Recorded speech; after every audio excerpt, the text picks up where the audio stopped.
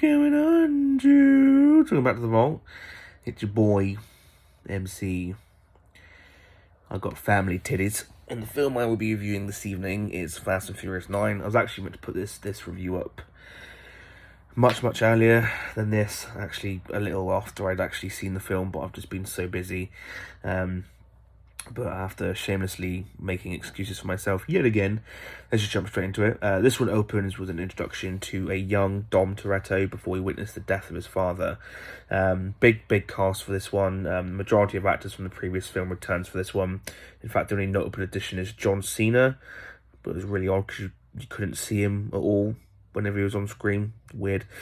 He's joined by the likes of Vin Diesel, Michelle Rodriguez, Tyrese Gibson, Ludacris, and Natalie Emmanuel. There's also Charlie Theron, Jordana Brewster, Helen Mirren, Sung Kang, and Michael Rooker. There's also a cameo from Cardi B, which was just horrible, honestly. The Fast and Furious films have always, had fun and diverse casts, and they're always adding, adding to the roster for each new film.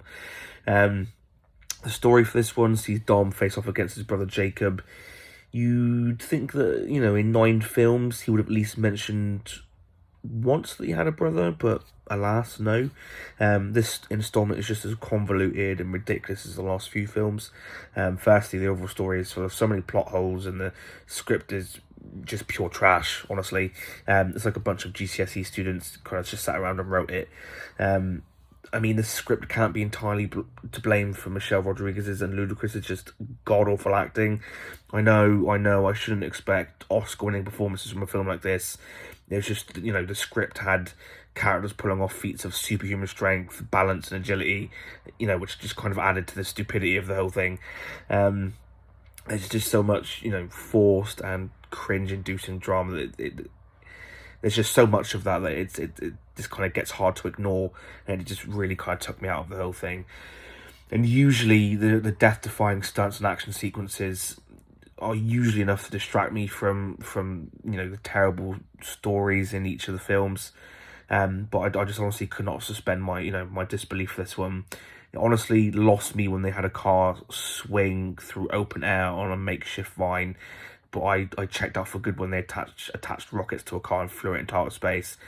I thought that maybe at one point, the film was maybe self-aware and of how ridiculous it was, and it was going to start poking fun at itself when one of the characters in the aforementioned rocket car said something akin to, "As long as we follow the physics and the numbers, we should be fine." I'm not sure if I was being trolled or the film really was that dumb. I really think, this franchise should just stop while it's ahead. I've heard that there's going to be a 10th one, and in this 10th one they're planning on bringing back Paul Walker, CGIing Paul Walker. Just let the man rest. Just, quit while you're ahead. But there we are.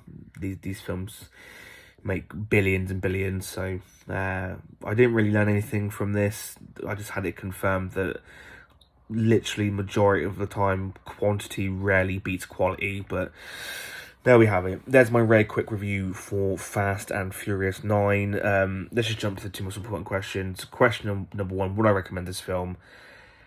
I can't honestly say I'd recommend this film. I know there are fans of these films out there, and obviously, if you're a huge fan of this film, then sure, go and watch it. You'll probably enjoy it. And if you've seen, if you're not even really a massive fan, but you've seen the previous films, then again, I guess go and watch it. But I'd honestly just say go spend your money on watching another film. There's a lot, there's a lot of better films out at the moment, that are more enjoyable and just make more sense. But jumping to the second question, does this film belong on the vault? I don't really have much else to say about this film. I really did try to enjoy it, but I guess the film snob in me was just unable to switch off, like with the previous films. But at the same time, my opinion doesn't really matter anyway. This film will still make its billions, like I said before. But I just really couldn't switch off. Some of the stunts were just egregious at best, and just really just made me question everything I was seeing on screen. So I think for those reasons, there's that little turd star. It's gone off, followed by Vin Diesel saying family. there we have it, guys. There's my review for Fast and Furious 9. As always, if you've seen the film and you loved it, let me know what you loved down in the comments below. I'd be very interested to hear from the people that loved it. If you hated it, let me know what you hated down in the comments below. You know, same reasons why I hated it. And as always, guys, if you like what I'm doing here, please don't forget to like, subscribe, share this video with your friends, your pets, your families, your friendly neighbourhood family, if you got family. I don't know. But until the next one, peace, love, my dudes.